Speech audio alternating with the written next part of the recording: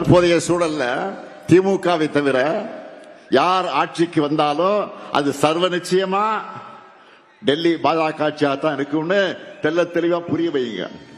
வளர்ச்சி அரசியல் மாறி கலவர அரசியல் தான் தமிழ்நாட்டில் நடக்கும். இது தமிழ்நாடு வாசஸ் என்டிஏ. பாமர மக்களுக்கு புரிகிற மாதிரி இன்னும் எளிமையா சொல்லணும்னா வெல்லப்போவது தமிழ்நாடு அணியா டெல்லி அணியா? தற்போதைய சூழல்ல திமுகவை தவிர யார் ஆட்சிக்கு வந்தாலும் அது சர்வ நிச்சயமா டெல்லி பாஜக ஆட்சியாகத்தான் இருக்கும்னு தெல்ல தெளிவா புரிய வைங்க. வளர்ச்சி அரசியல் மாறி கலவர அரசியல் தான் தமிழ்நாட்டில் நடக்கும். இது தமிழ்நாடு வாசஸ் என்டிஏ. பாமர மக்களுக்கு புரிகிற மாதிரி இன்னும் எளிமையா சொல்லணும்னா வெல்லப்போவது தமிழ்நாடு அணியா டெல்லி அணியா?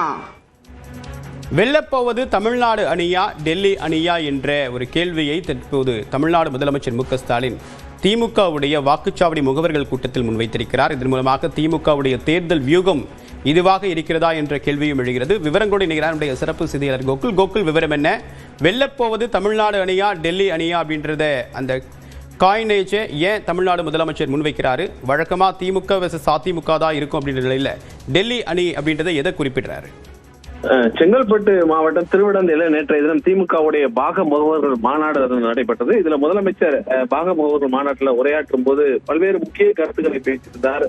திமுக என்ற ஆலமரத்தின் வேர்கள் நீங்க தான், அறிவாலயத்தின் அத்திவரமே நீங்கள் தான் என்று பாக முகவரிடம் பேசினார்.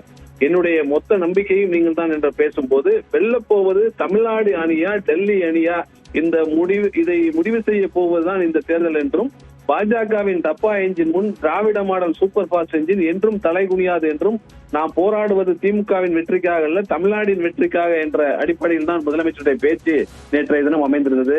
குறிப்பாக ஒரு வளர்ச்சி பெறக்கூடிய மாநிலமாக, வளர்ந்து வரக்கூடிய மாநிலமாக தமிழ்நாடு இருக்கக்கூடிய நிலையில என்டிஏ வெற்றி பெற்றால் அது கலவர பூமியாக இந்த தமிழ்நாடு மாறும் என்ற ஒரு குற்றச்சாட்டை எல்லாம் நேற்றைய தினம் கடுமையாக முதலமைச்சர் முன்வைத்திருந்தார்.